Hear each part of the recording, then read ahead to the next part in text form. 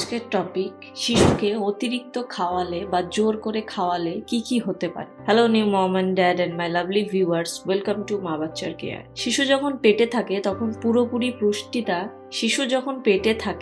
পুরোপুরি পুষ্টি মায়ের থেকেই পায়। জন্মাবার পর প্রথম 6 মাসও পুষ্টি মায়ের থেকেই পায় দুধের মাধ্যমে। তারপর যখন বাইরের খাবার খাওয়া শুরু হয় তখন থেকে শুরু হয় সমস্যা কেন বললাম, চলুন দেখি। প্রথমেই বলি, এই যে বাড়তি খাবার সেগুলো অবশ্যই বাড়িতে বানানো খাবার হওয়া উচিত, যেগুলো থেকে সব রকম পুষ্টি শিশু পাবে। ফলে তার শারীরিক বিকাশ হবে, সাথে সাথে মানসিক বিকাশও হবে। এই শারীরিক ও মানসিক বিকাশ ওতপ্রোতভাবে জড়িত। সমস্যা বললাম তার কারণ, যখন থেকে বাড়তি খাবার খাওয়ানো শুরু হয় আমরা মা বাবারা অল্পতে সন্তুষ্ট হই না, শিশুকে জোর করে খাওয়াই। বাচ্চা খেলেও যেন আমাদের মন ভরে না। বাচ্চাকে একটু গোলুমলু বানানোর তাগিদে আমরা তাকে বেশি বেশি খাইয়ে ফেলি।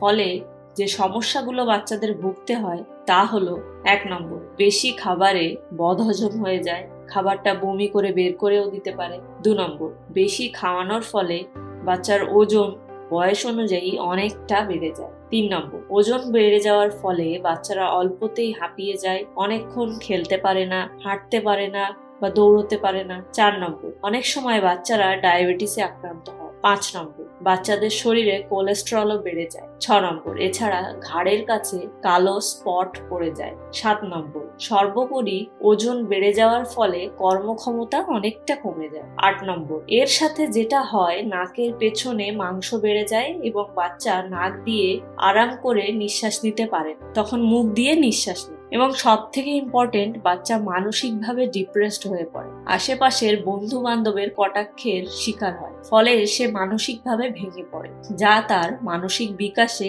আঘাত আনে। এই রকম সব সমস্যা দেখা দেয় যদি বাচ্চার ওজন বেড়ে যায়। তাই বাচ্চাকে জোর করে খাওয়াবেন, বরং পুষ্টিকর খাবার অল্প করে বারবার খাওয়া, এবং অবশ্যই প্রতি মাসে বয়স অনুযায়ী কত ওজন থাকা উচিত বা বাচ্চার ওজন কত আছে, বা ধরুন বাচ্চার ওজন কম আছে কিনা, এগুলো একটু খেয়াল রাখবেন। বাচ্চার এই বাড়ন্ত বয়সগুলিতে তাকে যতটা সুস্থ ও অ্যাক্টিভ রাখতে পারবেন, ততটাই সে তার ভবিষ্যতের জন্য বা আগামী প্রজন্মের জন্য শক্তিশালী হবে, সে শারীরিকভাবে হোক আর মানসিকভাবে।